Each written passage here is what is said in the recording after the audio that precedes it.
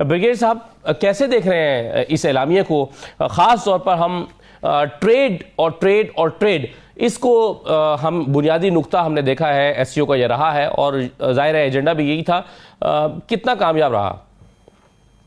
देखें, ऑर्गेनाइजेशन बहुत अच्छी थी, बातें बहुत अच्छी पॉजिटिव हुई। लेस इंडियन फॉरेन मिनिस्टर हुआ वेरी नेगेटिव, और अगर कहेंगे तो मैं उनके वो बताऊंगा जो इन बिल्ड बातें करके पाकिस्तान को इशारा करके उन्होंने बड़ी क्लियर बातें की जो कि बिल्कुल नामुनासिब था।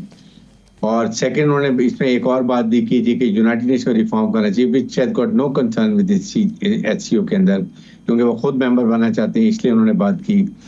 लेकिन ओवरऑल बड़ी पॉजिटिव बातें, ट्रेड की बात की गई है, कनेक्टिविटी की बात की गई है, डिस्प्यूट रिजॉल्व की बात की गई है, बायलैटरल इशूज जो इशूज डिस्प्यूट हैं वो खुद रिजॉल्व करने चाहिए। आई थिंक ये पाकिस्तान कश्मीर का इशू भी है जो उन्होंने बात की है, और यूनिलेटरल ट्रेड सैंक्शन नहीं लगानी चाहिए जैसे ईरान के ऊपर लगाई गई हैं। आई थिंक इस लिहाज से तो बहुत अच्छी गई है। लेकिन देखना यह है कि इकोनॉमी को जितना फोकस किया गया, इकोनॉमी के मेन हर्डल क्या है?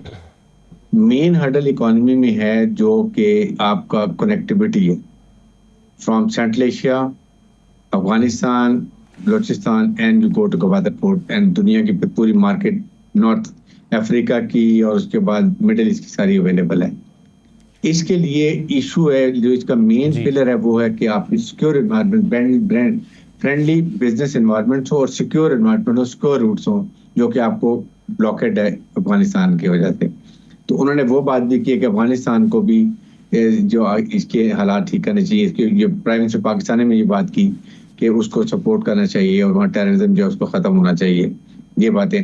तो ये आई थॉट कि अगर इसमें एक ये बात डाल देते कि we are going to form a common strategy, या हमने एक कॉमन सिक्योरिटी स्ट्रेटजी बनाएंगे कि किस तरीके से पूरे खित्ते से टेररिज्म को खत्म कर दिया जाए। टेररिज्म खत्म होगा तो इकोनॉमिक डेवलपमेंट होगी।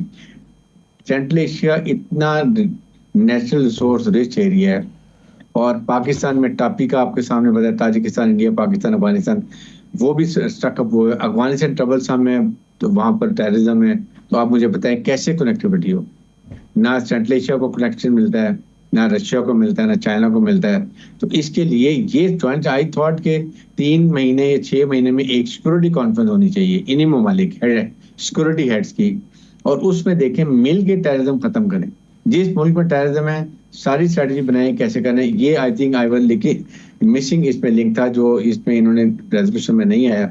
अदरवाइज सारी पॉजिटिव है और इस खित्ते के लिए है। आई वुड गो के नेक्स्ट कि यहाँ पे एससीओ का इनका एक बैंक भी होना चाहिए, IMF वर्ल्ड बैंक की तरह। वो इन अपने लोगों को लोन दे, इसमें भी पॉसिबिलिटी थी। लेकिन इंडियन का मैं खास तौर पे जिक्र करना चाहता हूँ, वो बात कर रहे 3 ईवल्स टेररिज्म के, टेररिज्म, एक्सट्रीमिज्म और उसके बाद सेपरेटिज्म। तीनों उसने शो किए हैं पाकिस्तान की तरफ कि जिस तरीके से वो कश्मीर की बात करता है, लेकिन not realising what they are doing in Pakistan और नेबरिंग कंट्री में। आपके सामने कश्मीर में देख लें, उसके बाद आप मणिपुर में देखें what is happening, anti movement चल रही है। ये सारी चीजों में देखें तो फिर आपको पता चलता है कि कितना ज्यादा इंडिया करता है। I take India in SCO as a spoiler. India वहां पर अमेरिका के साथ भी है, यूरोपियन यूनियन के साथ भी है, 2+2 में, क्वाड में भी है, I2U2 में भी है, सब में वो उनको और प्रॉक्सी वो यूज कर रहे हैं अमेरिकन को इंडिया के खिलाफ, ये पाकिस्तान के खिलाफ, चाइना के खिलाफ, साउथ चाइना सी में। तो इसलिए आपका कभी भी इत्तेहाद वो नहीं होगा क्योंकि इंडियन बीच में बैठे हुए आपको प्रॉब्लम करते रहेंगे, unless they resolve bilateral issue, जो कि पाकिस्तान ये हमारा इशू है कश्मीर का, दे उन्होंने यूनिलैटरल कब्जा कर लिया, इसके भी बात की है। उसके बाद वो उन्होंने बड़ी क्लियर बात की कि पाकिस्तान जो है वो सॉवरेनिटी ख्याल करें, जैसे हम सीपैक के लिए कश्मीर से या गिलगित बल्तिस्तान रूट ले रहे हैं जो कि हमारा एरिया है, रिकग्नाइज एरिया है, उसकी बात करते हैं। तो ये चीजों में हम देखें तो मेरे ख्याल में इस लिहाज से फिर सार्क में आपके सामने देखें ये इन्होंने हर्डल डाली हुई है, सार्क को इनफेक्टिव कर दी है, हालांकि बाकी तमाम ममालिक तैयार बैठे हुए थे, इंडिया उसको नहीं होने देता। एससीओ में भी आप देखेंगे ये जब पहले हुई है वहां भी नरेंद्र मोदी नहीं गए, अभी भी फॉरेन मिनिस्टर को भेज दी। कि ये सिर्फ इसमें रहना चाहते हैं, इसको छोड़ना भी नहीं चाहते और इससे कोई फायदा भी नहीं उठाना चाहते, ना किसी और को फायदा उठाना देना चाहते हैं। तो मेरे ख्याल में इन चीजों को हम देखें तो ये बड़ी ही प्रॉब्लमेटिक चीजें हैं। ग्रोथ, पाकिस्तान ग्रोथ चाहता है, कनेक्टिविटी चाहता है, सीपैक एक एग्जाम्पल है इट इज फॉर एवरीवन, पूरे इस खित्ते के लिए CPEC is going to be the main connectivity का कनेक्शन होना चाहिए। ग्रोथ इससे होगी, इकोनॉमिक ग्रोथ होगी, आपकी इंटरेक्शन होगी ममालिक की, जब आपके ये ट्रेड बढ़ेगा। तो these are the thing I think इसमें, but overall it was very positive I think, and it is Pakistan ने बहुत अच्छा किया, हुकूमत ने बहुत अच्छा मैनेज किया इसको, और उन सब ने तारीफ भी बहुत की।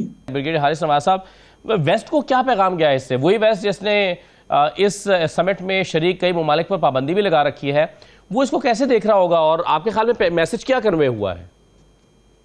देखिए, मैसेज तो डेफिनेटली ये कि एससीओ के तमाम रीजन के ममालिक हैं, वो चाहते हैं कि बामी हमआहंगी हो, इसमें ट्रेड भी हो, कॉमर्स भी हो, कल्चरल भी एक्सचेंजेस हो, टूरिज्म भी हो, एनर्जी भी हो, कनेक्टिविटी भी हो, ट्रांसपोर्ट भी हो, इंफॉर्मेशन टेक्नोलॉजी भी हो, एक्सप्लॉयटेशन ऑफ आपके जो अपने रिसोर्स नेचुरल उनको भी हो। This is the issue. You think West and USA will like कि ये ममालिक इकट्ठे होकर अपने रिसोर्स को हार्मोनाइज करें और become economical joints? Never. We should be very clear about it. That is why Afghanistan has been kept troublesome. Afghanistan रहेगा ट्रबलसम तो कोई ज्यादा तरक्की नहीं हो सकती।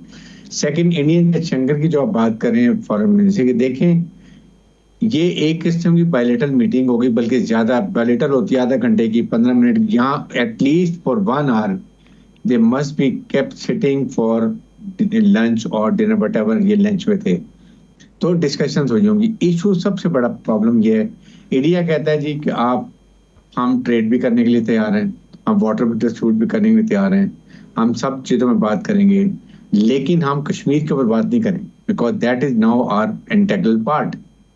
We say illegally alien hand Jammu and Kashmir, occupied Jammu and Kashmir is a disputed area, it is recognized by United Nations.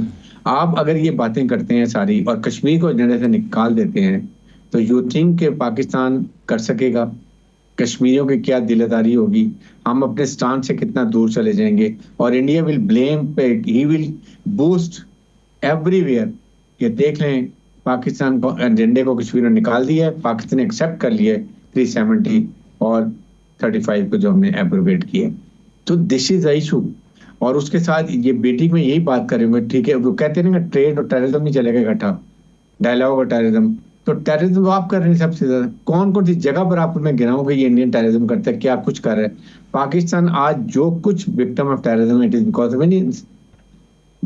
Balochistan देख लें, केपीके देख लें, बीएलएफ को कौन सपोर्ट कर रहा है, कौन फंडिंग दे रहा है, टीटीपी को कौन कर रहा है, इंडियन एम्बेसी में what all is happening in Kabul, we know it all. So problem Pakistan के लिए ऑनेस्टली कि Qamar Cheema is also here. Please remember that day आपने एक एजेंडा से कश्मीर को निकाल के डायलॉग किया। बिल्कुल सही है, लेकिन ब्रिगेडियर साहब जी जी जी सही। ब्रिगेडियर साहब, मेरा सवाल अब ये है आपसे कि क्या आपके ख्याल में ये मुमकिन है कि इंडिया इस रीजन में होते हुए, भले ही उसकी जो हमदर्दियां हैं या ताल्लुकात हैं वो अमेरिका और वेस्ट के साथ हों, क्या वो इस खत्ते के ममालिक की जो कोशिशें हैं उसको सबूताज कर सकता है? India is a big spoiler. मैं ऑनेस्टली फील के एससीओ के अंदर इंडिया की जो इंपॉर्टेंस दे रहा है, आप देख लेंगे वो कभी उसका हेड ऑफ स्टेट नहीं आया, हेड ऑफ गवर्नमेंट नहीं आया। सो दैट मीन्स कि वो आते हैं, आप यहाँ पर वो थोड़ी बहुत चिंगारी लगा के चले जाते हैं। That's what they are doing it. अगर वो खत्म करना चाहता है, उसने पाकिस्तान को कहा कि पाकिस्तान टेररिज्म, सेपरेटिज्म, एक्सट्रीमिज्म में भी कर रहे हैं। पाकिस्तान सॉवरेनिटी की बात करें, वो उसको उसने ब्लेम किया है। उसने सीपैक के अंदर जो प्रॉब्लम डाली वो बात की है। तो सारी फिर उसके बाद इन्होंने सार्क को इनफेक्टिव किया हुआ है। अगर इतने शौक तो पहले रीजनल इसको तो एक्टिवेट करें, सार्क को क्यों इन्होंने अबंडन किया है? बिकॉज इंडिया ने किया हुआ ना इसको। तो इस लिहाज से अगर देखा जाए तो मैं तो दुआ करूंगा किसी वक्त इंडिया एससीओ से निकल जाए। आप देखें ये एससीओ कहाँ जाती है, कितनी प्रोग्रेस करती हैं।